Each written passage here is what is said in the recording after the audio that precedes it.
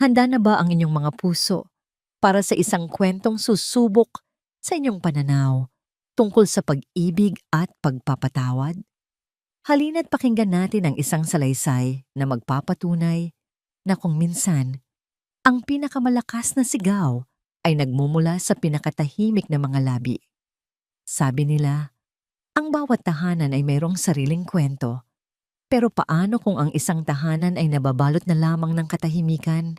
Paano kung ang katahimikan na yon ay hindi pala kapayapaan, kundi isang kulungan ng kalungkutan, pagsisisi at mga lihim na dahan-dahang sumisira sa lahat? Samahan ninyo ako sa kwento ng Hacienda del Silencio. Cross! Siyang tunog ng nabasag na salamin ay umalingaw-ngaw sa loob ng malawak at malamig na sala ng Hacienda del Silencio. Kasabay nito ang matapang na amoy ng alak na bumalot sa hangin. Para kay Silakbo Montenegro, ang tunog at amoy na yon ang naging musika ng kanyang buhay sa nagdaang 2 taon. Nanginig ang kamay niyang nakakuyom sa baso ng whiskey. May ilang piraso ng bubog mula sa nabasag na picture frame ang bumaon sa kanyang palad, ngunit hindi niya ininda ang hapdi. Ang kirot sa kanyang puso ay 1,000 beses na mas matindi. Sa marmol na sahig, nakakalat ang mga piraso ng larawan nila ni Tala noong araw ng kanilang kasal. Ang nakangiting mukha ng kanyang asawa, ang mukha na minsan ay naging araw ng kanyang mundo, ngayon ay hati at basag-basag, tulad ng kanyang buhay, tulad ng kanyang kaluluwa. Sir Akbo? Isang nag-aalalang tinig ng kasambahay ang bumasag sa kanyang pagmumuni-muni. Nandito na po yung bagong caregiver para kay Sir Hiraya. Napasinghal si Silakbo, isang tawang walang bakas ng saya. Caregiver, bulong niya sa sarili. Pang-ilan na ba ito? Pang-4? Pang-5? Lahat sila ay dumating na may dalang mga pangako ng pag-asa, mga teorya mula sa libro, ngunit lahat sila ay umalis na bigo. Tinalo ng katahimikang bumabalot sa bahay na ito. Dahan-dahanan siyang lumingon. Ang kanyang paningin ay bahagyang malabo dahil sa kalasingan. Sa may pintuan, nakatayo ang isang babae. Simple lang ang kanyang suot na bestida, malayo sa karangyaan ng mga kasuotan ni Tala. Ang kanyang buhok ay nakapusod lang at sa kanyang mga mata, walang bakas ng paghuhusga. Tinitingnan siya nito na ng diretso. Magandang hapon po, bati ng babae. Ang kanyang tinig ay mahinahon, ngunit matatag. Ako po si Liwayway de la Fuente. Liwayway, Binmen. Napakagandang pangalan para sa isang taong papasok sa isang impyernong walang katapusan. Silakbo Montenegro. Tugon niya, ang kanyang boses ay magaspang at malamig. Lumakad siya palapit. Hindi inaalis ang tingin sa mga mata nito. Gusto niyang makita ang takot, ang awa. Pero wala. Tanging isang kakaibang kalma ang naroon. Alam mo ba kung ano ang pinasok mo, Miss De La Fuente? Alam ko po ang sitwasyon ni Hiraya. Sagot ni Liwayway, hindi natitinag. Tumawa na naman si Silakbo. Hindi. Wala kang alam. Hinawakan niya ang braso nito. Hindi marahas. Ngunit may diin. Dinala niya ito, palapit sa isang silid sa dulo ng pasilyo. Ang silid ni Hiraya. Pagbukas niya ng pinto, ang katahimikan sa loob ay tila may sariling bigat. Nakaupo sa tabi ng bintana ang isang 5 taong gulang na bata. Ang kanyang mga mata ay nakatingin sa malayo, sa kawalan. Hindi ito kumukurap, hindi ito gumagalaw. Si Hiraya, ang bunga ng pagmamahalan nila ni Tala, ay naging isang estatwa, isang manika na humihinga. Iyan si Hiraya, sabi ni Silakbo, may pait sa kanyang boses. 2 taon na. 2 taon mula nang masaksihan niya ang pagkawala ng kanyang ina. Mula noon, wala na kaming narinig mula sa kanya. Walang salita, walang iyak. Walang galaw na kusa. Binitiwan niya ang braso ni Liwayway at humarap dito, naghihintay ng reaksyon, naghihintay ng pag-atras. Pero si Liwayway ay dahan-dahang lumapit kay Hiraya. Hindi niya ito hinawakan. Hindi niya ito kinausap. Tumayo lang siya sa tabi nito at tumingin din sa labas ng bintana. Tila sinasamahan ng bata sa kung anumang mundo ang kinaroroonan nito. Ilang sandali silang nanatiling ganoon. Ang puso ni Silakbo ay kumirot sa tanawing iyon. Isang kakarampot na bahagi niya ang umasa. Isang malaking bahagi niya ang gustong isigaw na tumigil na ito sa pagpapanggap.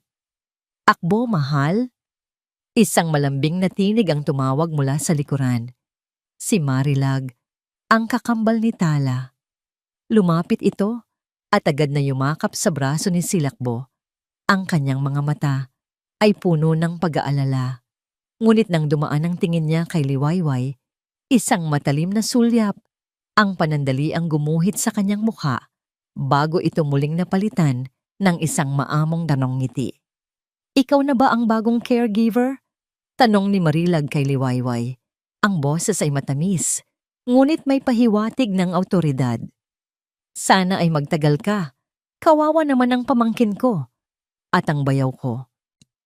Hinigpitan ni Marilag ang kapit kay Silakbo. Ipinapaalala rito ang kanyang presensya, ang kanyang suporta, ang kanyang katapatan. Tumingin si Silakbo mula kay Marilag, pabalik kay Liwayway na ngayon ay nakatingin na sa kanya. Ang pag-asa na sandaling sumilip sa kanyang dibdib ay muling namatay, napalitan ng dati niyang pader ng kawalan ng tiwala. Lumapit siya kay Liwayway, ang kanyang anino ay bumagsak sa babae. Tinitigan niya ito ng mariin. Ang bawat salita ay mabigat at puno ng babala.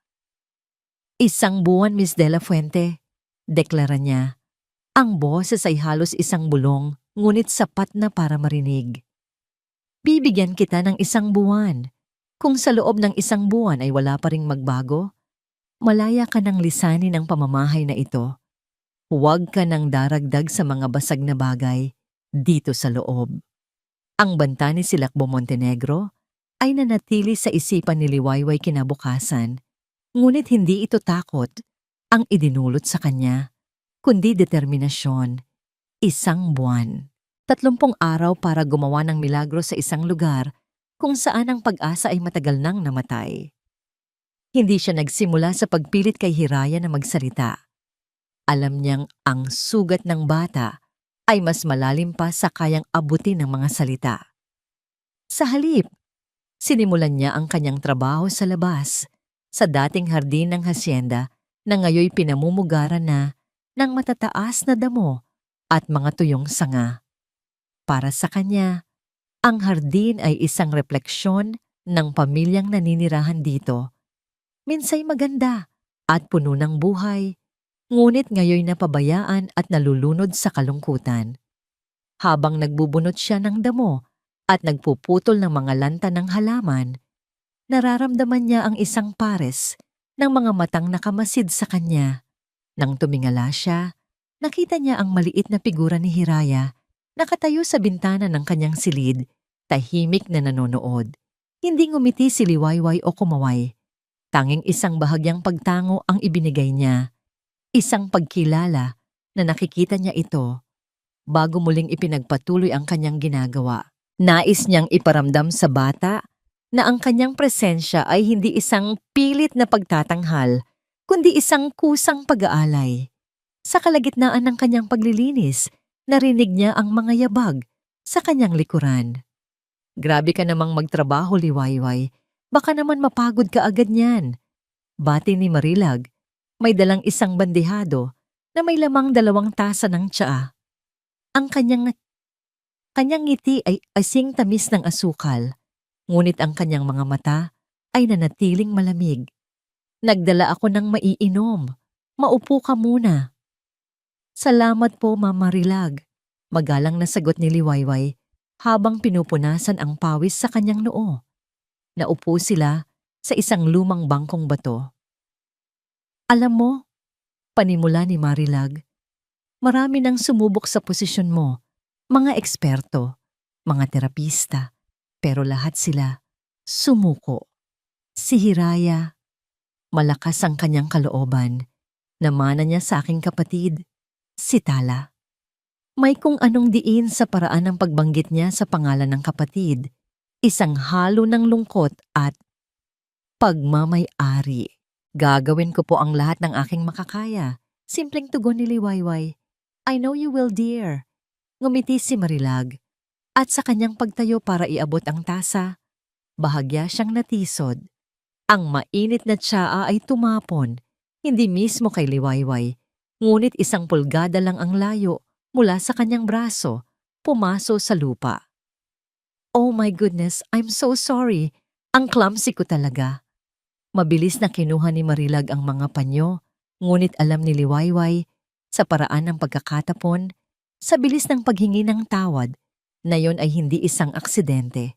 Iyon ay isang babala, isang mensaheng walang tunog. Huwag kang masyadong maging kampante. Nang hapong yon, habang nag-aayos sa silid ni Hiraya, may natagpuan si Liwayway sa ilalim ng kama. Isang maliit na kahon ng musika na nababalutan ng alikabok. Dahan-dahan niya itong kinuha at binuksan. Isang matinis at malungkot na himig ang tumugtog habang ang isang maliit na balerina ay marahang umikot. Sa isang saglit, nakita niya ang mga mata ni Hiraya na bahagyang sumulyap sa kahon bago muling ibinalik ang tingin sa kawalan. Kumuha si Liwayway ng malambot na basahan at maingat na pinunasan ang bawat sulok ng kahon. Inaalis ang dumi ng nakaraan. Ipinatong niya ito sa mesang katabi ng kama ng bata. Isang maliit na piraso ng alaala ni Tala, muling binigyan ng puwang. Pagsapit ng gabi, pagkatapos niyang pakainin si Hiraya, ginawa ni Liwayway ang isang bagay na hindi pa nasusubukan ng mga nauna sa kanya.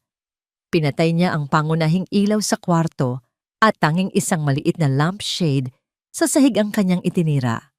Ang malambot na liwanag nito ay lumikha ng mahahabang anino sa pader. Umupo siya sa sahig sa pagitan ng ilaw at ng kama ni Hiraya. At doon, nagsimula siyang gumawa ng mga anino gamit ang kanyang mga kamay. Una, isang asong tumatahol. Sunod, isang kunehong naglundagan. Walang reaksyon mula kay Hiraya. Ngunit hindi sumuko si Liwayway. Pagkatapos, ginawa niya ang hugis ng isang ibon. Ikinampay niya ang kanyang mga daliri na parang mga pakpak. Pinalilipad ang anino sa pader. Mula sa gilid ng kanyang mga mata, nakita niya ito. Isang bahagyang pagkibot. Ang hintuturo ni Hiraya ay kumibot. Ang puso ni Liwayway ay nagsimulang tumibok ng mabilis, ngunit pinilit niyang pakalmahin ang sarili. Ipinagpatuloy niya ang kanyang ginagawa. Tila walang napansin. Sa huli, buong ingat niyang pinagkrus ang kanyang mga hinlalaki, ikinumpas ang kanyang mga daliri at lumikha ng isang paru-paro. Isang magandang paru-paro na dahan-dahang lumilipad. Pinalipad niya ito, paikot-ikot sa pader. Papalapit sa kama kung saan nakahiga ang bata. Ipinatong niya ang anino ng paru-paro sa pader sa mismong tabi ng una ni Hiraya at pinanatili itong hindi gumagalaw.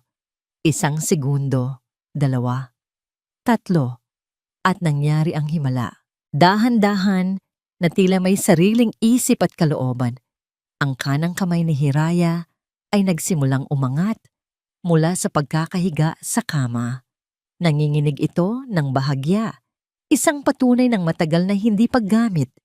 Ngunit ang intensyon ay hindi maikakaila. Pinigil ni Liwayway ang kanyang paghinga. Ang kanyang puso ay kumakaripas sa loob ng kanyang dibdib. Isang halo ng gulat at di makapaniwalang tuwa. Huwag kang gagalaw. Way, utos niya sa sarili. Huwag mo siyang gugulatin. Ginigalaw ang kanyang maliliit na daliri na tila sinusubukang abutin. Hawakan ang anino ng paru-paro sa pader. Iyon ang unang kusang loob na paggalaw ni Hiraya Montenegro sa loob ng 2 taon. Isang tahimik na pag-abot sa dilim, isang senyales ng buhay sa gitna ng katahimikan. Hindi nakatulog si Silakbo ng gabing iyon. Ang imahe ng kamay ni Hiraya, ang nanginginig, nag-aalinlangan, ngunit may determinasyong kamay na yon ay paulit-ulit na naglalaro sa kanyang isipan. Mula sa siwang ng pinto ng silid ng kanyang anak, nasaksihan niya ang lahat. Ang anino ng paru-paro, ang pag-angat ng kamay, ang himala. Sa unang pagkakataon, sa loob ng 2 taon, isang kakarampot na sinag ng liwanag ang tumagos sa makapal na pader na itinayo niya sa paligid ng kanyang puso. Pag-asa. Isang salitang halos kinalimutan na niya ang kahulugan. Napakadelikado ng pakiramdam na yon. Nakakatakot. Dahil sa tuwing umaasa siya, mas masakit ang pagbagsak. Kinabukasan, pinanood niya si Liwayway mula sa bintana ng kanyang opisina. Naroon na naman ito sa hardin, kasama si Hiraya na nakaupo sa isang silya, ilang talampakan ng layo. Hindi ito pinipilit ni Liwayway na tumulong. Hinahayaan niya lang itong manood habang binubuhay niyang muli ang lupa. May isang bagay sa katahimikan nilang dalawa na nagdulot ng kakaibang kirot sa dibdib ni Silakbo. Isang kirot na hindi pamilyar. Hindi ito galit. Hindi lungkot. Ito ay pananabik. Hindi ka ba natatakot, Akbo? Ang malambing na boses ni Marilag ay bumasag sa kanyang pagmumuni-muni. Hindi niya namalayan ang pagpasok nito. May dala itong kape. Inilapag sa kanyang mesa. Natatakot saan? Tanong ni Silakbo. Hindi inaalis ang tingin sa hardin. Diyan. Itinuro ni Marilag ang dalawa sa labas. Sa babaeng yan. Dumating lang siya at bigla. May nangyayari. Hindi ba't nakakapagtaka? Ang mga doktor, ang mga espesyalista, walang nagawa. Pero siya, sa loob lang ng ilang araw? Umupo si Marilag sa silyang katapat niya. Ang kanyang mukha ay puno ng pag-aalala na tila totoo. Naaalala mo ba si Tala, mahal? Napaka-protective niya kay Hiraya. Ayaw niyang basta-basta nagpapapasok ng kung sino-sino sa buhay ng anak natin. Paano kung may ginagawa siyang kakaiba? Alam mo na, mga trick. Baka lalo lang malito ang bata. Nagsimulang tumulo ang mga pekeng luha mula sa mga mata ni Marilag. Ayoko lang masaktan ulit kayo, Akbo. Ayoko nang makita kang masaktan. Ang habilin sa akin ni Tala ay alagaan ko kayo. At iyon ang ginagawa ko. Ang bawat salita ay isang patak ng lason, maingat na inihahalo sa kanyang kape. Ang bawat luha ay isang paraan para gisingin ang kanyang natutulog na galit at pagdududa. Epektibo ito. Ang maliit na sinag ng pag-asa na naramdaman ni Silakbo ay nagsimulang takpan ng ulap ng pangamba. Paano nga kung tama si Marilag? Nang hapong yon, bumaba si Silakbo at naabutan niya ang isang eksenang muling sumubok sa kanyang nag-aagaw na pag-asa at pagdududa. Nakaupo si Liwayway sa sahig ng sala, katabi si Hiraya. Nasa kandungan ni Liwayway ang lumang music box ni Tala. Ang music box na binili niya para kay Tala noong unang anibersaryo nila. Tumutugtog ang malungkot na himig nito at sa unang pagkakataon, ang mga mata ni Hiraya ay hindi nakatingin sa kawalan, kundi nakatuon sa umiikot na balerina.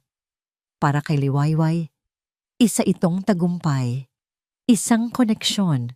Ngunit para kay Silakbo, isa itong paglapastangan. Isang estranghero, hinahawakan ng isang sagradong alaala.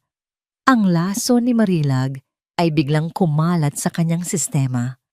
Ang nakita niya ay hindi isang caregiver na tumutulong, kundi isang trespasser na sinisira ang lahat ng naiwan sa kanya ni Tala. Anong ginagawa mo? Anas niya. Ang boses ay mababa at puno ng panganib. Nagulat si Liwayway. Agad siyang napatayo. Hawak pa rin ang music box. Sir Akbo, sinusubukan ko lang po na Sinusubukan ng ano. Sigaw ni Silakbo. Ang kanyang kontrol ay tuluyan nang nawala. Lumapit siya at marahas na inagaw ang music box mula sa mga kamay ni Liwayway. Ang biglaang paggalaw ay nagpatigil sa musika. Ang katahimikan ay muling naging mabigat. Sino ang nagbigay sa iyo ng karapatan na hawakan yan? Akbo, anong nangyayari? Si Marilag ay biglang lumitaw. Ang perpektong timing. Huminahon ka. Huwag mong sabihin sa akin na huminahon. Sigaw niya. Humaharap kay Marilag, ngunit ang mga mata ay nananatiling nakapako kay Liwayway. Nakikita mo ba? Ito ang sinasabi ko. Masyado na siyang nagiging kampante sa bahay na to. Sinubukan ni Marilag na lumapit, na tila aawatin siya. Akbo, baka mabitawan mo yan.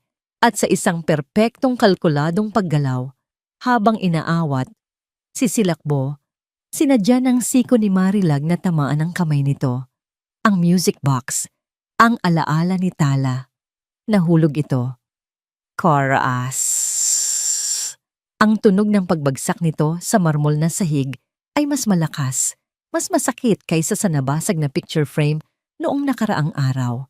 Ang maliit na balerina ay humiwalay at gumulong sa isang sulok. Ang himig ay tuluyan ng naputol. Nalaglag ang panga ni Silakbo, nakatingin sa mga piraso ng kanyang nakaraan. Diyos ko po! Sigaw ni Marilag, ngunit ang kanyang mga mata ay nakatingin kay Liwayway. Liwayway, tingnan mo ang nangyari. Bakit mo kasi kinuha sa lagayan? Sana ay naging mas maingat ka. Ang sisi ay perpektong nailipat. At si Silakbo, nabulag sa galit, sa sakit at sa lason na kumakalat sa kanyang ugat, ay naniwala. Hinarap niya si Liwayway. Ang kanyang mga mata ay nag-aapoy sa galit. Wala kang karapatang hawakan ang gamit ng asawa ko. Sigaw niya. Ang bawat salita ay isang sampal na mas masakit pa sa pisikal. Wala kang alam sa sakit na nararamdaman namin. Isa ka lang estranghero. Nang gabing iyon, sa loob ng kanyang maliit na silid, niyakap ni Liwayway ang kanyang mga tuhod. Ang mga masasakit na salita ni Silakbo ay tila mga bubog na paulit-ulit tumutusok sa kanyang puso. Wala kang karapatan. Isa ka lang estranghero. Hindi ang galit nito ang pinakamasakit, kundi ang kawalan ng hustisya. Ang paninisi sa isang bagay na hindi niya ginawa.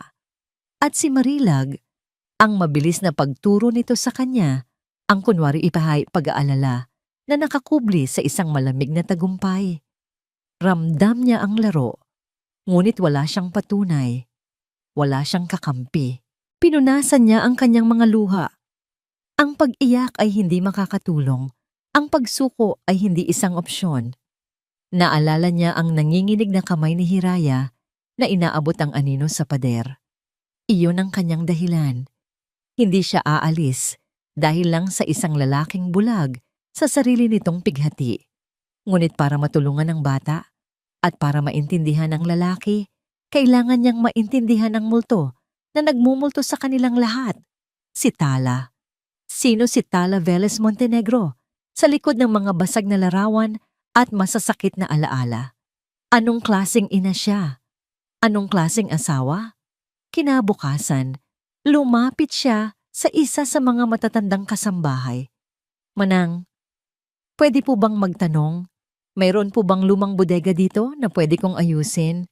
Gusto ko lang po sanang maging kapaki-pakinabang habang natutulog si Hiraya. Naku iha, meron sa likod. Sagot ng matanda na may awa sa kanyang mga mata. Pero napabayaan na yon. Puno ng alikabok at mga lumang gamit ni Ma'am Tala. Sigurado ka ba? Opo, determinado niyang sagot. Ako na po ang bahala. Ang bodega ay amoy luma at alikabok. Ang mga muebles ay nababalutan ng puting kumot, tila mga kaluluwang naghihintay. Maingat siyang nagsimulang maglinis. Iginagalang ang bawat bagay na kanyang nahahawakan. Ito ang kaharian ni Tala, isang kapsula ng panahon ng kanyang buhay. Sa isang sulok, Sa ilalim ng isang tumpok ng mga libro tungkol sa paghahalaman, may isang karton. Sa loob nito ay mga album ng litrato, mga sulat, at sa pinakailalim, nakabalot sa isang lumang tela, ay isang tablet. Luma na ang modelo, at ang case nito ay may larawan ng mga bituin, mga tala. Hinawakan ito ni Liwayway. Malamig ito sa kanyang palad. Ngunit may kung anong bigat itong dala. Isang kaba ang gumapang sa kanyang dibdib. Bakit ito itinago sa ilalim ng lahat? Bakit hindi ito kasama sa mga personal na gamit na itinabi ng pamilya? Mayroon siyang pakiramdam na hindi lang ito isang simpleng gadget. Ito ay mahalaga. Habang palabas siya ng bodega, hawak ang tablet, isang anino ang humarang sa kanyang daan. Si Marilag. "O, anong hawak mo, Way?" Tanong nito. Ang nangiti ay nasa labi, ngunit hindi umaabot sa mga mata. "Ah, isa pong lumang tablet, Ma'am Marilag. Natagpuan ko lang po sa ilalim ng mga libro." Nakita ni Liwayway ang halos hindi mahahalalata, ngunit napakabilis na pagbabago sa mukha ni Marilag. Ang nangiti nito ay bahagyang nanigas, at ang kanyang mga mata ay sumikip sa isang segundo bago muling bumalik sa dati. Isang saglit na pagkawala ng maskara. "Ay, yang luma na yan," sabi ni Marilag. Ang boses ay pilit na ginagawang kaswal. "Sira na siguro yan. Itapon mo na lang. Baka sumabog pa yan kapag sinubukan mong i-charge. Basura na yan." Ngunit ang pagmamadali sa boses ni Marilag na ipatapon ang tablet ay lalo lang nagpatibay sa kutob ni Liwayway. "Hindi ito basura. Sayang naman po kung itatapon agad. Subukan ko lang po." Magalang niyang sagot. Hindi na nagsalita si Marilag, ngunit sinundan siya nito ng isang matalim na tingin habang siya ay naglalakad palayo. Pagdating sa kanyang silid, agad niyang isinara at nilak ang pinto. Nanginginig ang mga kamay niya habang hinahanap ang tamang charger sa mga luma niyang gamit. Nang makita niya ang isa na kasya, isinaksak niya ito. Ilang minuto ang lumipas. Walang nangyari. Nagsimula ng manlumo si Liwayway. Baka nga sira na ito. Baka imahinasyon niya lang ang lahat. Ngunit bigla, ang screen ay umilaw. Napaatras siya ng bahagya. Dahan-dahang lumitaw ang isang logo at pagkatapos ay ang lock screen. Ito ay isang larawan. Isang masayang larawan ni Tala. Nakangiti ng napakatamis habang karga-karga ang isang maliit na hiraya na tumatawa. Ang dalisay na kaligayahang iyon ay isang dagok sa puso ni Liwayway. Ito ang nawala. Ito ang kanilang hinahanap. At sa gitna ng screen, sa ibabaw ng masayang alaala, ay isang kahon na humihingi ng password. Isang digital na pader na nagpoprotekta sa kung anumang mga lihim ang nakatago sa loob. Gabi-gabi, ang maliit na ilaw mula sa screen ng tablet ang tanging liwanag sa silid ni Liwayway. Ang larawan ni Tala at hiraya sa lock screen ay tila isang paalala ng misyon na hindi niya maaaring sukuan. Sinubukan na niya ang lahat ng posibleng password na maiisip niya. Tala 1988, mali. Hiraya Z0510, mali. Montenegro family, mali. Ang petsa ng kasal nila, ang pangalan ng hasyenda, ang pangalan ng aso nila na nabasa niya sa isang album, lahat mali. Bawat password incorrect na mensahe ay isang sampal ng kabiguan. Para siyang kumakatok sa isang pintong bakal, alam na sa loob nito naroon ang kasagutan, ngunit hindi niya ito mabuksan. Sa araw, ang kanyang pag-iingat ay doble. Ang tablet ay lagi niyang itinatago sa ilalim ng kanyang mga damit sa aparador. Alam niyang nagmamasid si Marilag. Minsan, habang nasa hardin sila ni Hiraya, bumalik siya sa kanyang silid para kumuha ng tubig at naabutan niyang bahagyang nakaawang ang pinto ng kanyang aparador. Walang nawala, walang ginalaw, ngunit alam niya. Naghahanap si Marilag. Ang pagnanais nitong makuha ang tablet ay nagbibigay lang sa kanya ng mas maraming dahilan para protektahan ito. Ang basura para sa isang tao ay kayamanan para sa iba. At para kay Marilag, ang tablet na ito ay hindi basura. Ito ay isang banta. Isang hapon, habang si Hiraya ay natutulog, naupo si Liwayway sa sala. Hawak ang tablet.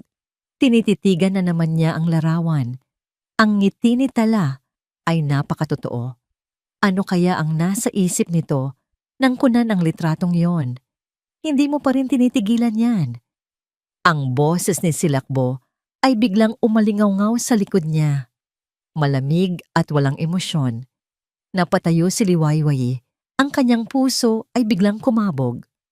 Hawak niya na naman ang gamit ng asawa nito. Handa na siya para sa isa na namang sigaw. Ngunit hindi dumating ang sigaw. Sa halip lumakad si Silakbo papalapit. Ang kanyang mga mata ay hindi nakatingin kay Liwayway, kundi sa screen ng tablet. Silakbo's POV. Nakita niya ang larawan. Hindi niya inaasahan ang epekto nito sa kanya. Parang isang alon ng alaala ang biglang humampas sa kanya. Nilulunod ang galit na dapat sana'y nararamdaman niya. Naalala niya ang araw na yon.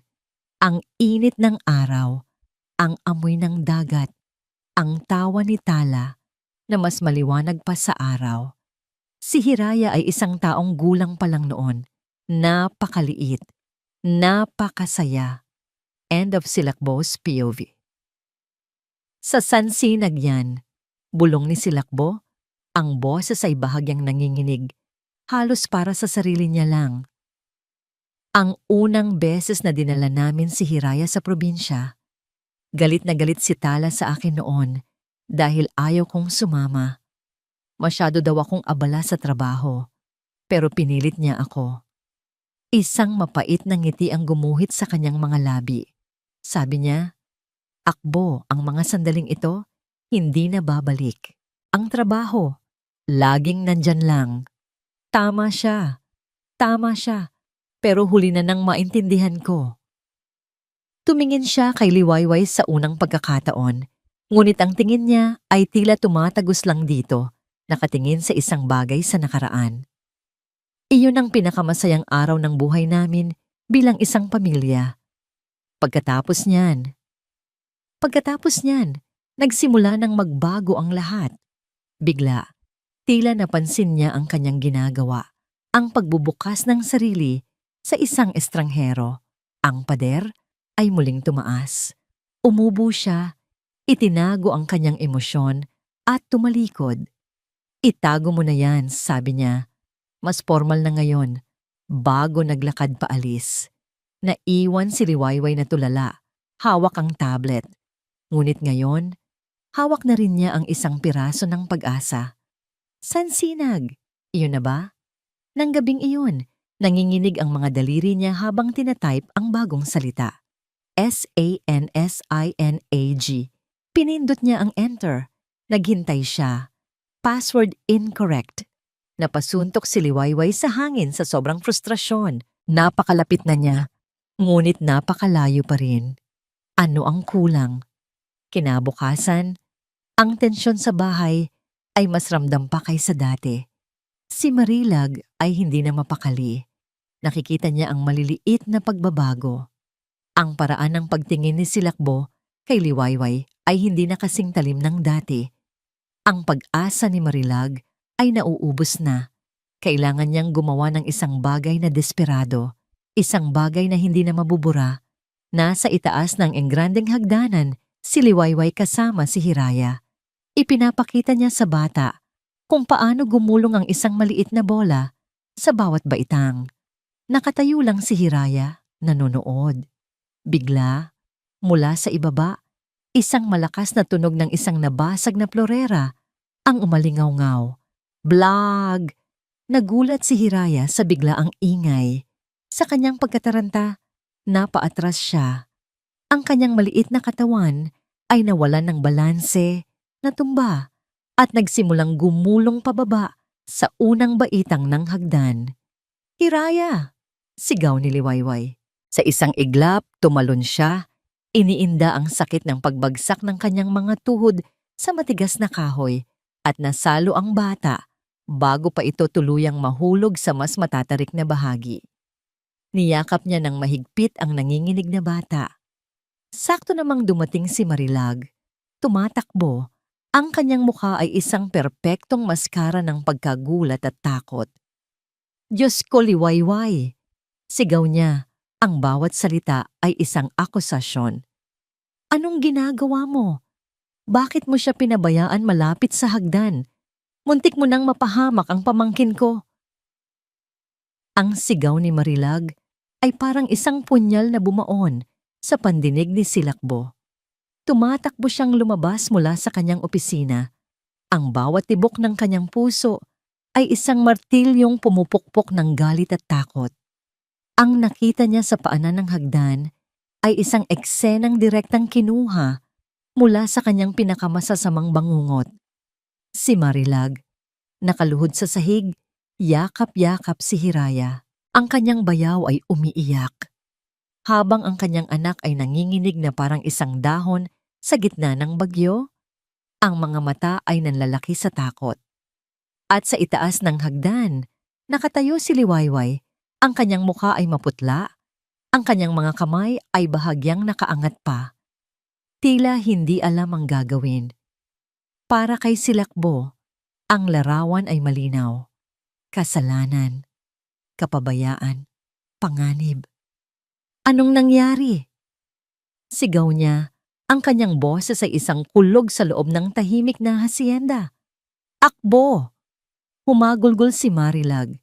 Lalong hinigpitan ng yakap kay Hiraya. Nakita ko. Muntik na siyang mahulog. Iniwan niya si Hiraya sa gilid ng hagdan. Mabuti na lang at nakasigaw ako. Ang bawat salita ni Marilag ay gasolina na ibinuhos sa nag-aalab ng galit ni Silakbo. Ang babala nito, ang mga pagdududa na itinanim nito sa kanyang isip, lahat ay biglang namunga ng isang nakalalasong puno ng kapaniwalaan. Ang sandaling kahinaan niya kahapon, ang sandaling pagbabahagi niya ng alaala, ay tila isang katangahan ngayon, isang pagkakamali. Ginamit lang nito ang kanyang sakit para makuha ang kanyang tiwala. Hindi niya pinansin si Marilag o si Hiraya. Ang kanyang mga mata ay nakatuon lamang sa isang tao, kay Liwayway. Isang halimaw ang nagising sa loob niya. Ang halimaw na 2 taon niyang ikinulong sa ilalim ng kama ng kanyang pighati. Ang halimaw na pinapakain niya ng alak at pagsisisi gabi-gabi. Ngayon, malaya na ito. Naglakad siya papunta sa hagdan. Bawat hakbang ay mabigat. Bawat hakbang ay isang banta. Sir Akbo, hindi po totoo yan. Nagsimulang magpaliwanag si Liwayway. Ang boses ay nanginginig. Nagulat lang po si Hiraya sa tunog ng, "Huwag kang magsinungaling sa akin." Putol ni Silakbo. Ang kanyang boses ay dumadagundong. Hinanap niya ito sa sala, kung saan ito umatras. Nakita niya itong nakatayo roon. Walang magawa. Tila isang kriminal na nahuli sa akto. Nakita ko. Nakita ng lahat. Inilagay mo sa panganib ang anak ko. Hindi ko po sinasadya. Hindi ko po siya pababayaan. Pagmamakaawa ni Liwayway, ang mga luha ay nagsisimula ng mamuo sa kanyang mga mata. Hindi sinasadya? Tumawa si Silakbo. Isang tawang walang kagalakan. Isang tawang puno ng sakit. Lahat ba ng ito hindi sinasadya? Ang paghawak mo sa gamit ng asawa ko. Ang pagpasok mo sa buhay namin. Mga anino. Sa dingding. Mga kwento. Laro lang ba yun lahat para makuha ang loob namin? Para ano? Para sa pera? Hinawakan niya ng mahigpit ang braso nito. Naramdaman niya ang panginginig nito, ngunit wala na siyang pakialam. Ang nakikita niya lang ay isang banta. Isang ahas na pinapasok niya sa kanyang tahanan. Bitawan niyo po ako. Nasasaktan po ako. Nasasaktan? Gusto mong malaman kung ano ang sakit? Idiniin ni ka. Ang sakit ay ang makita mong unti-unting namamatay ang anak mo sa harapan mo at wala kang magawa. Ang sakit ay ang magtiwala sa isang taong tulad mo para lang saksakin ka sa likod. Mula sa gilid ng kanyang mga mata, nakita niya si Hiraya, nakasilip mula sa likod ni Marilag. Ang mga mata ng kanyang anak ay nakatutok sa kanila. Nakikita nito ang halimaw, ngunit sa puntong iyon, wala nang preno ang galit ni Silakbo. Puno na ako sayo, anas niya. Ang kanyang boses ay puno ng kamandag. Puno na ako sa mga kasinungalingan mo. Itinaas niya ang kanyang kamay. Ang buong mundo ay tila huminto sa isang segundo. Pak! Ang malutong na tunog ng kanyang palad na dumapo sa pisngi ni Liwayway ay umalingaw-ngaw sa buong kabahayan. Mas malakas kaysa sa nabasag na salamin.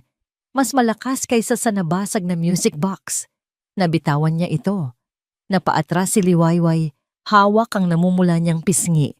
Ang kanyang mga mata ay puno ng di makapaniwalang sakit at pagkabigo.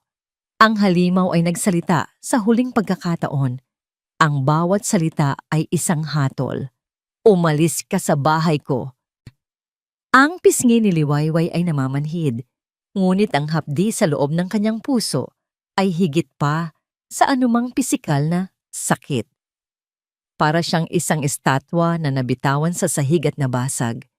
Nananatili siyang nakatayo, ngunit ang kanyang buong pagkatao ay durog na durog. Hindi niya namalayan ang sariling mga paa na naglakad palabas ng malaking pinto ng hasyenda. Hindi niya naramdaman ang unang patak ng ulan sa kanyang balat. Nang marinig niya ang malakas na pagkandado ng bakal na tarangkahan sa kanyang likuran, doon lang siya natauhan. Ipininid na ang pinto. Tapos na. Isa siyang estranghero, pinalayas. Ang ulan ay bumuhos ng malakas, tila nakikidalamhati sa kanyang kabiguan. Sa loob ng ilang minuto, ang kanyang damit at buhok ay basang-basa na.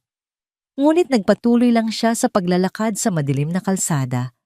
Walang patutunguhan. Ang bawat hakbang ay mabigat. Ang bawat patak ng ulan na tumatama sa kanyang mukha ay parang mga luhang hindi na niya kayang ilabas. Ano ang kanyang kasalanan?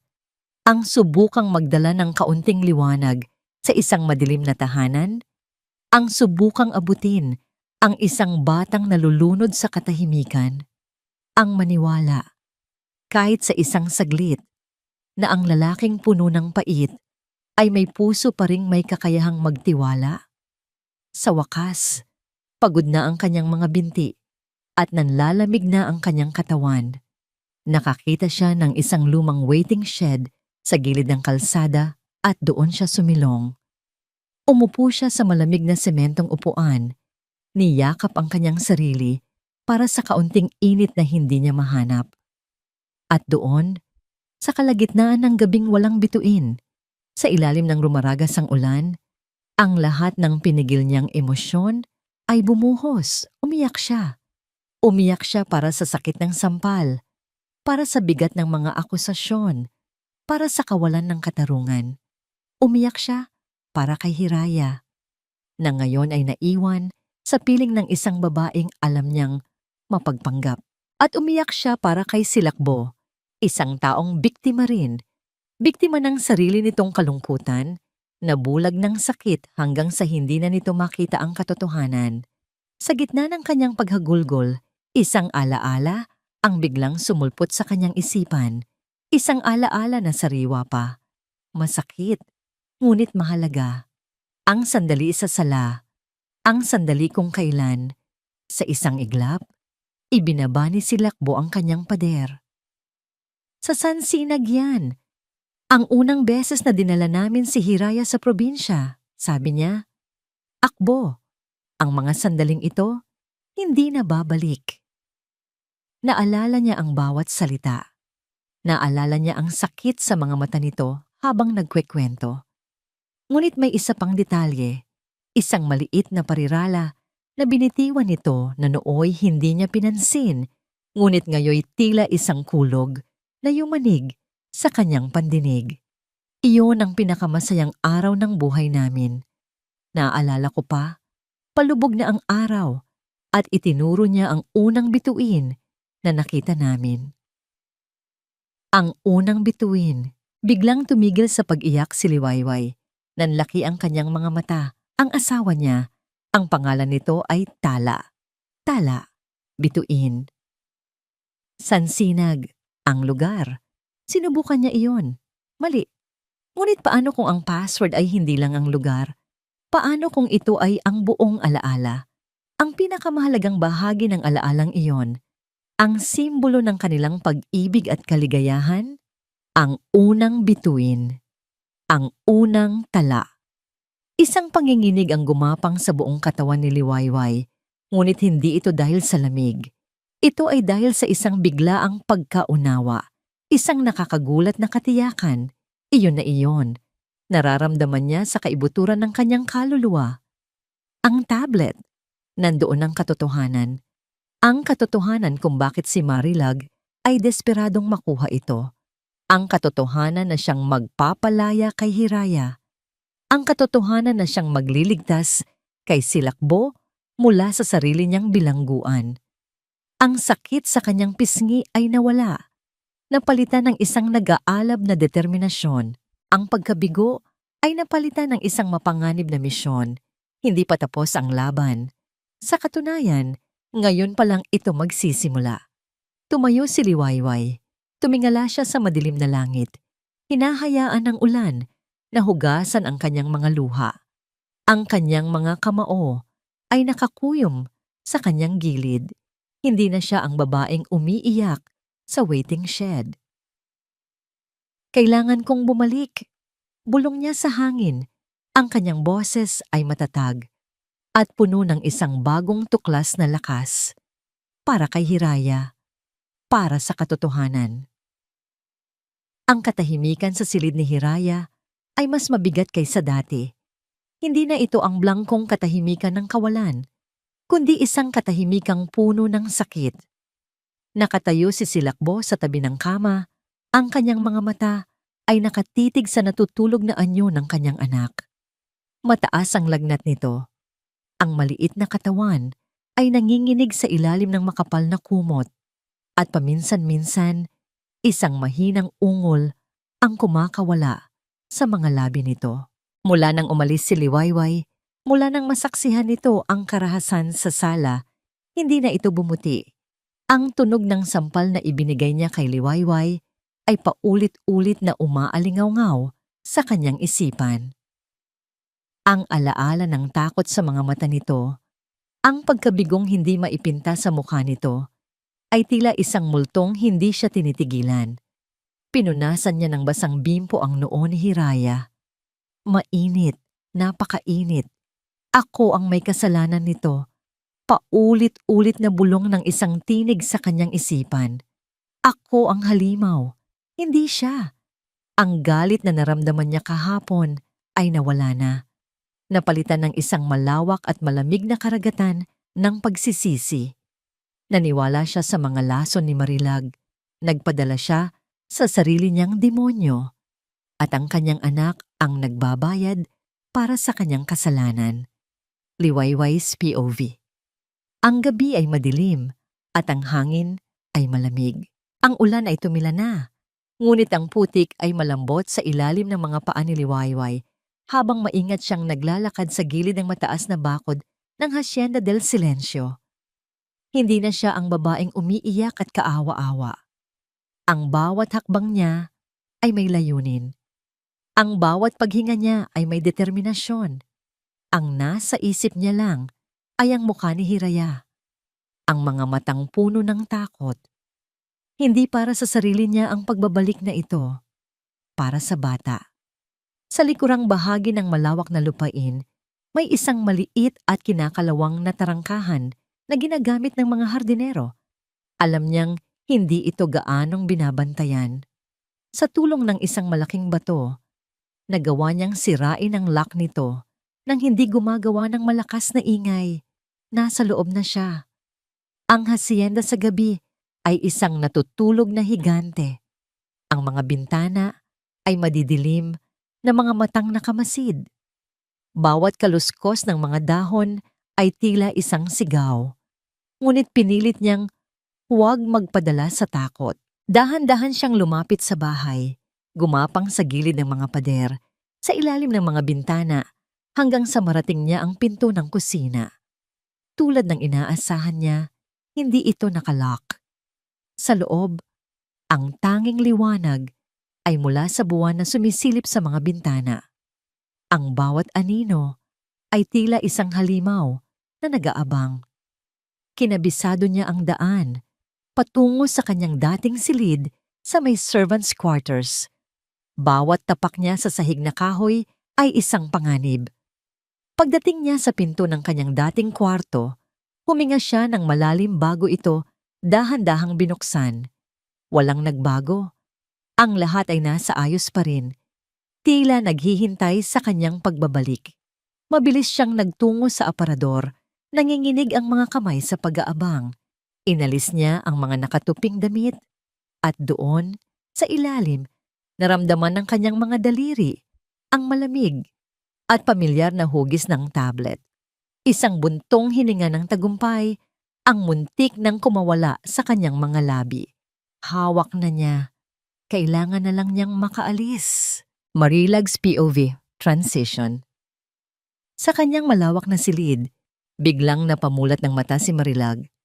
May kung anong gumising sa kanya, isang pakiramdam, isang kutob na mayroong mali. Ang kanyang tagumpay kahapon ay tila hindi sapat para maging payapa ang kanyang pagtulog. Nilingon niya ang orasan. Pasado 1:00 ng madaling araw. Tumayo siya. May nag-uudyok sa kanyang mag-inspeksyon. At ang unang lugar na pumasok sa kanyang isipan ay ang silid na pinanggalingan ng lahat ng gulo. Ang silid ng babaeng yon. Liwayway's POV.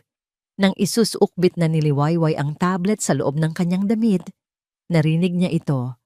Isang mahinang kalampag sa sahig mula sa labas ng kanyang silid. Mga yabag. Papalapit. Natigilan siya. Ang kanyang puso ay tila hihinto sa pagtibok. Ang mga yabag ay huminto sa tapat mismo ng kanyang pinto.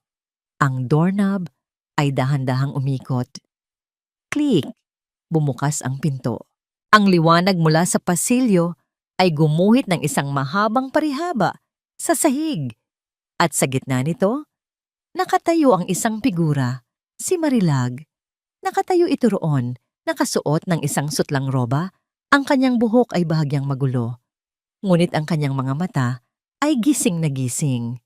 At sa kanyang mga labi, isang nangiting demonyo ang dahan-dahang gumuhit. Ang tingin nito ay bumaba mula sa gulat na mukha ni Liwayway patungo sa tablet na mahigpit niyang hawak. Hinahanap mo ba ito? Anas ni Marilag. Ang boses ay puno ng panunuya at tagumpay.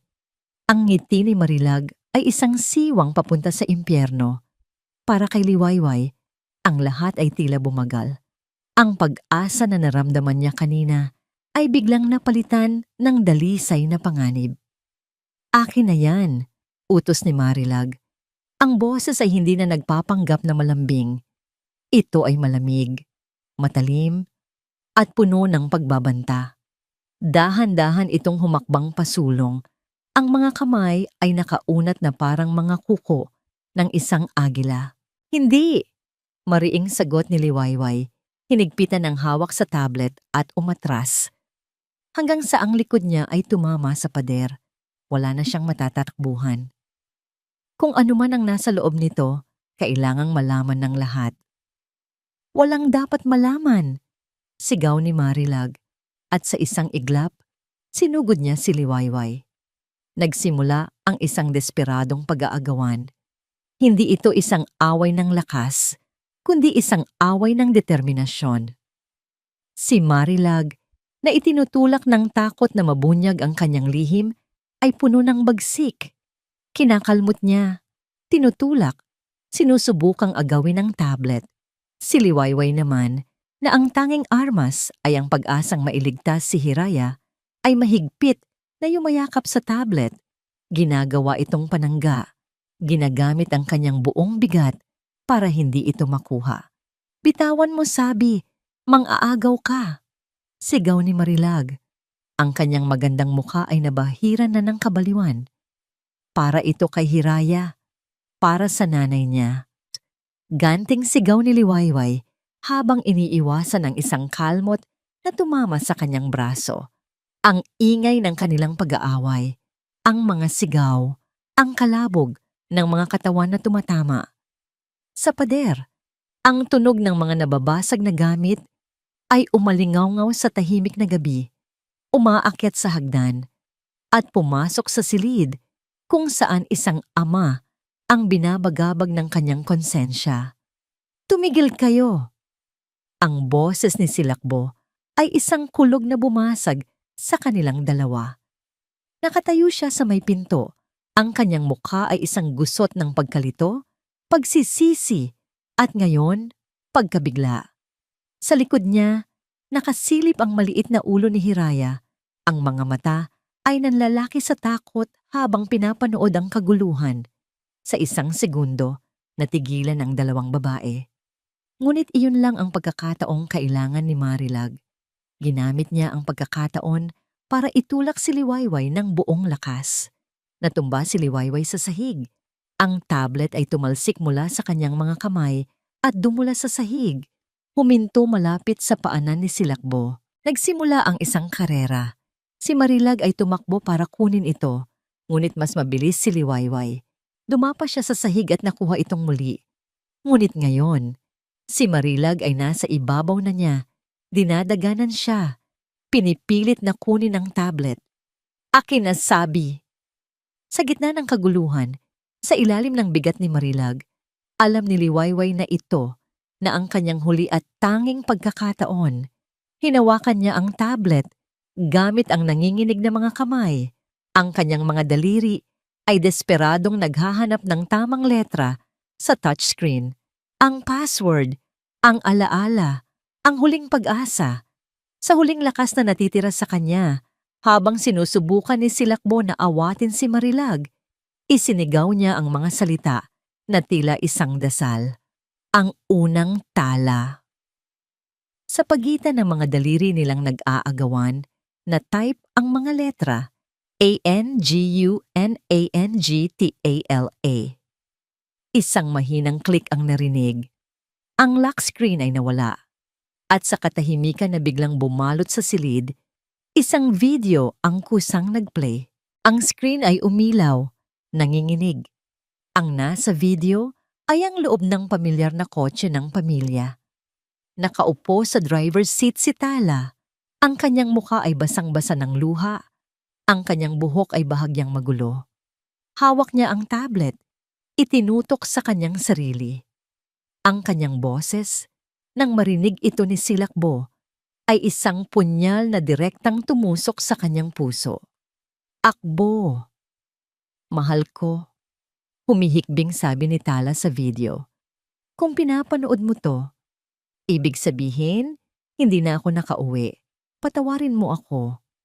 Huminga siya ng malalim, tila nag-iipon ng lakas. Ang takot sa kanyang mga mata ay halos hindi matitigan. Si Marilag, akbo, si Marilag. Sinira niya ang preno ng kotse. Narinig ko siya kagabi. May kausap siya sa telepono. Akala niya tulog na ako. Sinadya niya to, akbo. Sinadya niya to. Ang mundo ni Silakbo ay gumuho. Ang hangin ay tila ninakaw mula sa kanyang mga baga. Si Marilag, na nakatayo sa tabi niya, ay natigilan. Ang kulay ay nawala sa kanyang mukha. Pumunta lang ako para kunin ang regalo ni Hiraya. Patuloy nang umiiyak na si Tala sa video. Pero natatakot ako. Natatakot ako. Mahal na mahal ko kayo. Bigla, sa video, isang malakas na busina ang narinig na sinundan ng isang nakakabinging tunog ng pag-scrape ng mga gulong sa kalsada. Ang huling imahe sa screen ay ang nanlalaking mga mata ni Tala, puno ng takot at pag-ibig. Pagkatapos, ang katahimikan na sumunod sa video ay mas nakakabingi kaysa sa tunog ng pagbangga. Ito ay isang katahimikang puno ng katotohanang hindi matatatakasan.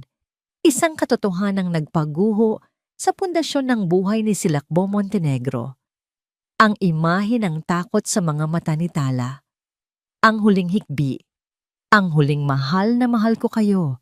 Lahat ay parang asidong dahan-dahang tumutunaw sa kanyang kaluluwa. Ang 2 taon ng pagluluksa, ang 2 taon ng pagsisisi, lahat ay nakabase sa isang kasinungalingan. Ang aksidente ay hindi aksidente. Ito ay pagpatay. Dahan-dahan, napakabagal. Ibinaling niya ang kanyang tingin mula sa itim na screen ng tablet patungo sa babaeng nakatayo sa tabi niya. Ang babaeng 2 taon niyang sinandalan. Ang babaeng nag-alaga sa kanya. Ang kakambal ng kanyang asawa. Si Marilag. Ang mukha nito ay isang maskara ng purong lagim. Ang kanyang mga mata ay nanlalaki. Ang kanyang mga labi ay nanginginig. Ang kanyang perpektong itinayong mundo ng panlilinlang ay gumuho sa loob lamang ng ilang segundo. Hindi, unang bulong ni Marilag, umiiling. Hindi totoo yan. Gawa-gawa lang yan ni Tala. Lagi siyang nagseselos sa akin. Lagi niyang iniisip na may gusto ako sa'yo. Ngunit ang desperasyon sa kanyang boses ay isang pag-amin na mismo. Bakit? Ang tanong ni Silakbo ay hindi isang sigaw. Ito ay isang mahinang anas. Halos walang tunog.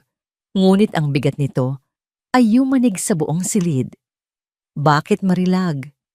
Doon na tuluyang bumigay ang lahat ng pagpipigil ni Marilag. Ang takot ay napalitan ng isang baliw na galit. Ang huling panangga ng isang taong wala ng matatakbuhan. Bakit? Sigaw niya. Ang kanyang boses ay matinis at puno ng lason. Dahil dapat ako yon. Ako dapat ang nasa posisyon niya. Ako ang unang nakakilala sa'yo. Ako ang mas nagmamahal sa'yo. Lumapit siya kay Silakbo. Hinahampas ang dibdib nito. Pero pinili mo siya. Ang mahina. Ang dramatikong si Tala. Samantalang ako, laging nandito para sa'yo. Sa tabi mo. Naghihintay. Ginawa ko ang lahat para sa'yo, Akbo. Para sa atin. Bawat salita ay isang kumpisal. Bawat salita ay isang patunay sa karumal-dumal na krimen na kanyang ginawa. Hindi gumalaw si Silakbo. Tila isang bato, hindi na nararamdaman ang mga hampas. Ang sakit sa loob niya ay napakatindi na wala ng anumang pisikal na sakit ang makakapantay dito. Sa pagkabaliw ni Marilag, ibinaling niya ang kanyang galit sa totoong dahilan ng kanyang pagkabigo.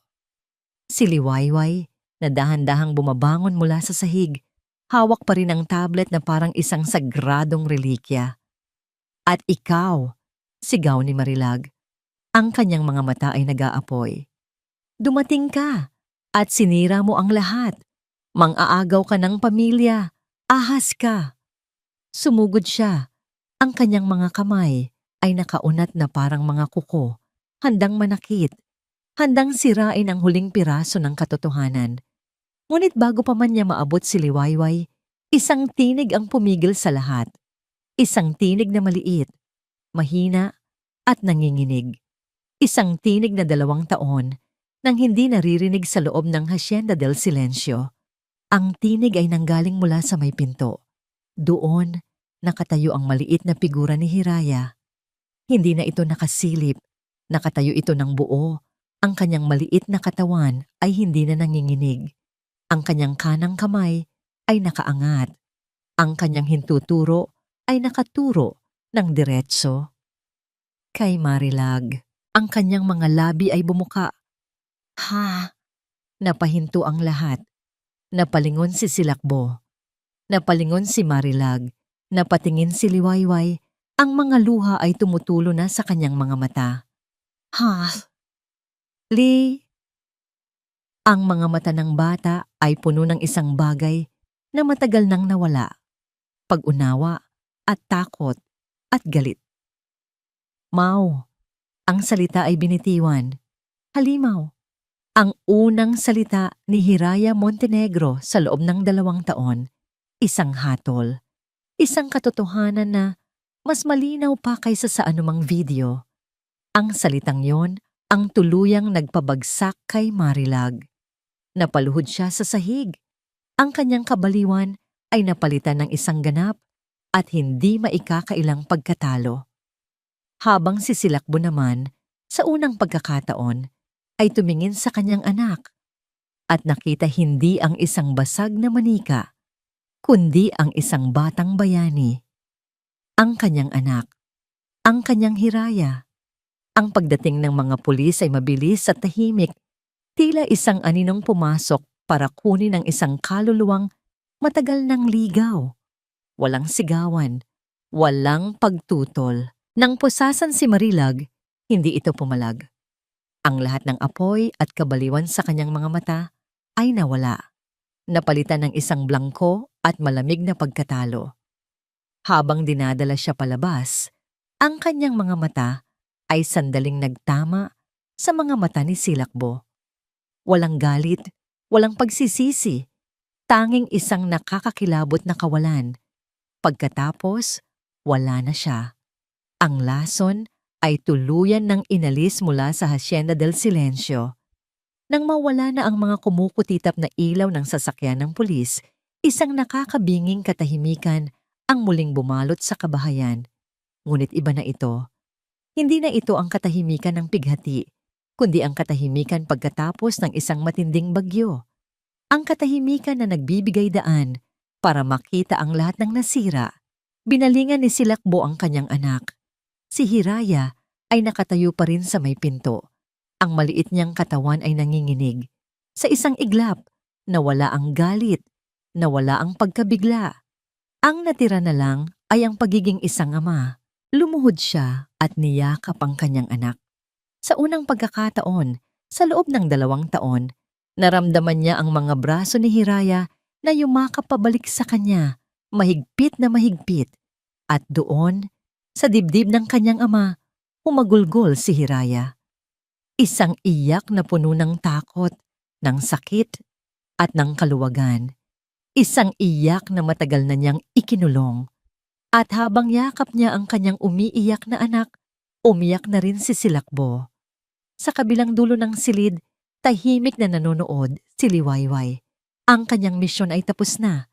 Ngunit habang pinapanood niya ang mag-ama, alam niyang ang tunay na trabaho, ang paghilom, ay ngayon palang magsisimula. Lumipas ang mga linggo. Ang Hacienda del Silencio ay nanatiling tahimik, ngunit ang hangin ay mas magaan na. Si Liwayway ay nanatili, hindi bilang caregiver, kundi bilang isang kaibigan, isang presensya na kailangan ni Hiraya. Ang bawat isa ay may sariling landas na tinatahak patungo sa paggaling. Montage Scene 1.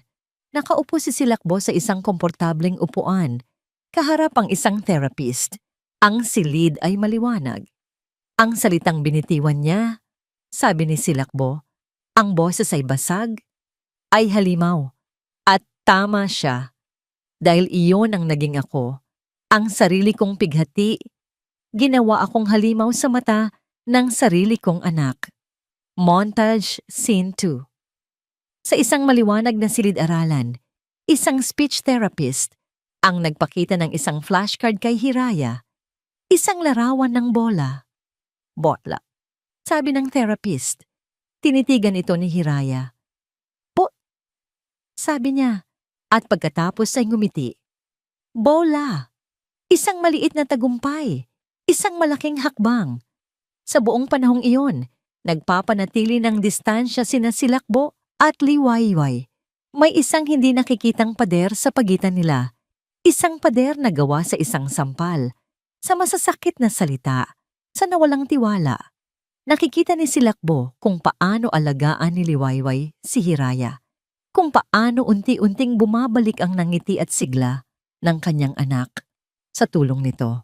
At sa bawat ngiting iyon, lalong bumibigat ang krus na kanyang pinapasan. Isang hapon, nakita niya si Liwayway sa hardin. Ang hardin na dati isang gubat ng kalungkutan ay ngayoy puno na ng buhay.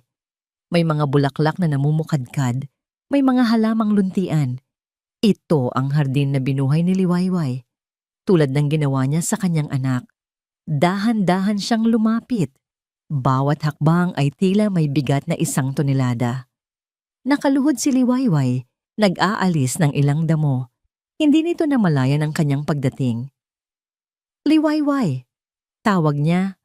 Ang kanyang boses ay halos isang bulong. Nagulat itong lumingon. Ang ngiti sa mga labi nito ay agad na nawala.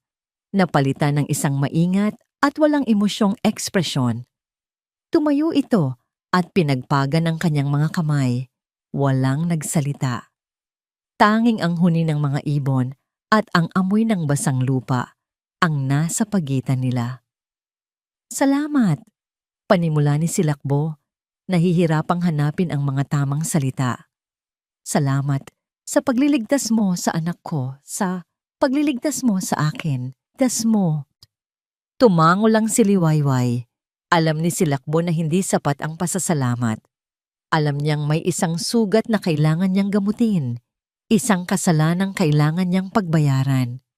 Sa harap ng babaeng minsan niyang sinaktan at pinalayas. Sa gitna ng hardin na ito, na simbolo ng kanyang pag-asa, ginawa ni Silakbo ang isang bagay na hindi niya kailanman inakalang gagawin niya. Dahan-dahan siyang lumuhod sa lupa. Nanlaki ang mga mata ni Liwayway. Sir Akbo, anong ginagawa ninyo? Tumayo po kayo. Hindi, sabi ni Silakbo, umiiling. Ang kanyang mga mata ay nakatitig sa lupa. Hindi kayang salubungin ang tingin nito. Dito lang ako. Dahil hindi lang ang buhay ng anak ko ang utang ko sa'yo. May mas malaki pa akong kasalanan. Huminga siya ng malalim. Patawarin mo ako, Liwayway. Patawarin mo ako sa sampal na yon. Patawarin mo ako sa bawat masasakit na salitang binitiwan ko. Pero higit sa lahat, patawarin mo ako dahil hindi ako naniwala sa'yo. Naging bulag ako. Ang halimaw na nakita ng anak ko. Ako yon. Patawarin mo ako. Ang mga luha ay nagsimulang tumulo mula sa kanyang mga mata, bumabagsak sa lupang inalagaan ni Liwayway. Ang isang mayamang hasendero, ang isang makapangyarihang Montenegro, ay nakaluhod, wasak, at nagmamakaawa. Hindi gumalaw si Liwayway. Tinitingnan niya ang lalaking nakaluhod sa kanyang harapan. Nakikita niya ang panginginig ng mga balikat nito. Nakikita niya ang tunay na pagsisisi. Dahan-dahan, itinaas niya ang kanyang kamay. Ipinatong niya ito sa balikat ni Silakbo. 1 taon. 1 taon ang lumipas mula nang ang katotohanan ay bumasag sa katahimikan ng Hacienda del Silencio. Ngunit ngayon, ang hacienda ay hindi na nararapat sa kanyang lumang pangalan.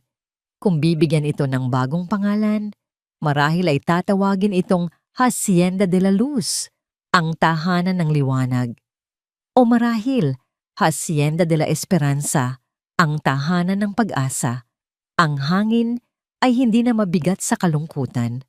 Ang mga pasilyo ay hindi na malamig dahil sa mga multo ng nakaraan. Sa halip, ang buong bahay ay puno ng isang bagay na matagal nang nawala. Buhay. Sa malawak na sala, kung saan minsan ay nagkalat ang mga bubog ng basag na larawan, ngayon ay may isang maliit na bata na nakaupo sa sahig, napapalibutan ng mga aklat pambata.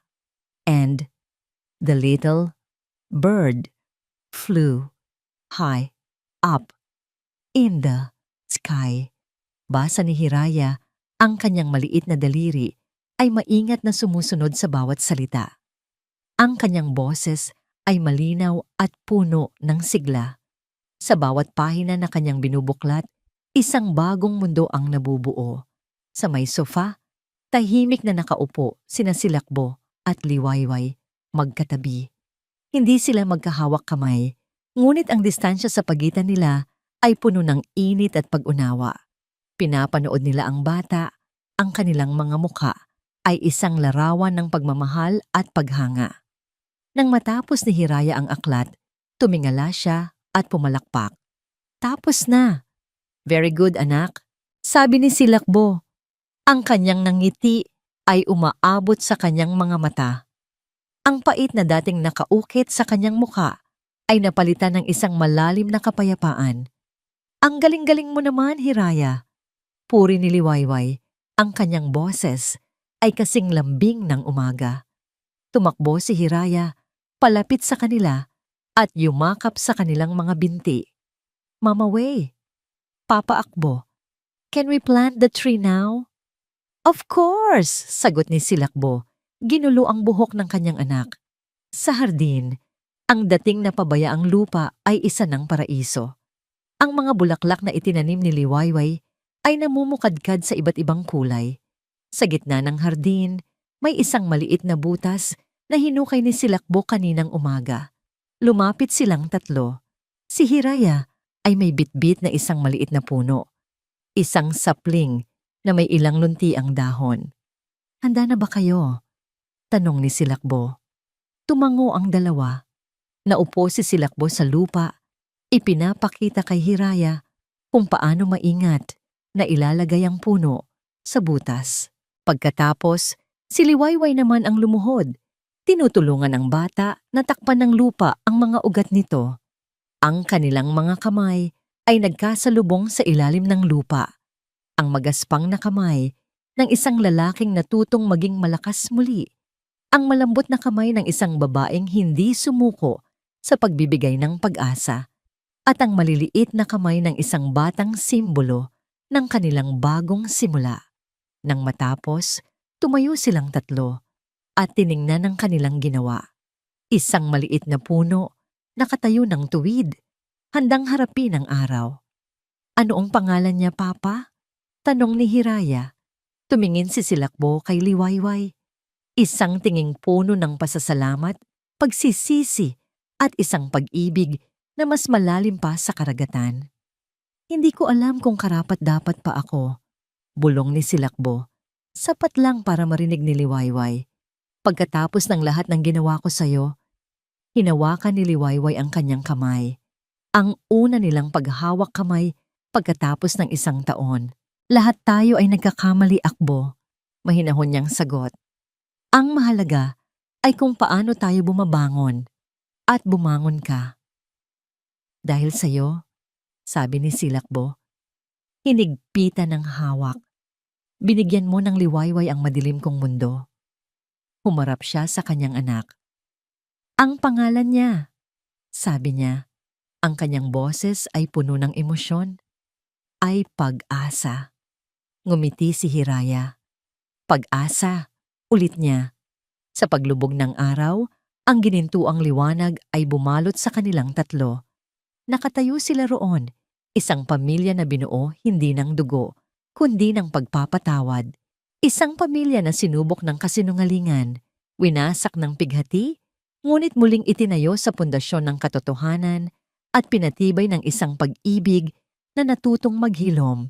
Ang Hacienda del Silencio ay hindi na isang tahanan ng katahimikan.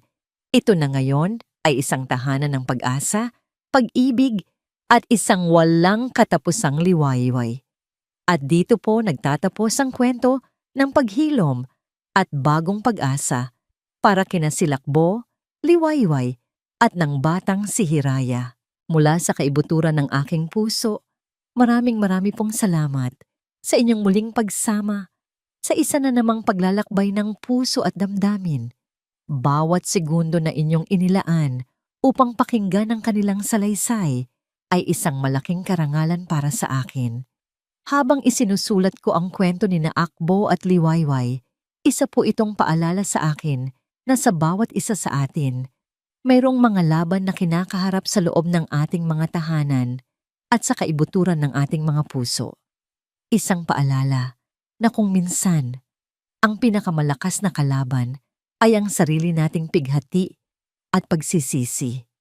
Ang kwentong ito ay nagtuturo sa atin na ang pagpapatawad, gaano man kabigat, ay isang regalong ibinibigay natin, hindi lang para sa iba, kundi para na rin sa ating sarili. Ito'y isang paglaya mula sa mga tanikala ng nakaraan. Ipinapakita rin nito na ang katotohanan, gaano man kasakit, ang siyang tanging pundasyon para sa isang tunay at matatag na pagmamahalan. At higit sa lahat, ito ay isang kwento ng pag-asa na kahit sa pinakamadilim na gabi, laging may sisikat na liwayway. Ngayon, nais ko naman pong marinig ang inyong salubin. Ano po ang pinakapaborito ninyong bahagi ng kwento? Anong aral ang pinakanatatak sa inyong puso? Ibahagi na nyo naman po ang inyong mga komento sa ibaba. Ang inyong mga salita ay nagsisilbing inspirasyon at gabay para sa mga susunod pa nating mga kwento. Muli, maraming salamat po sa inyong walang sawang pagsuporta. Hanggang sa muli nating pagkikita sa isa na namang kabanata ng buhay.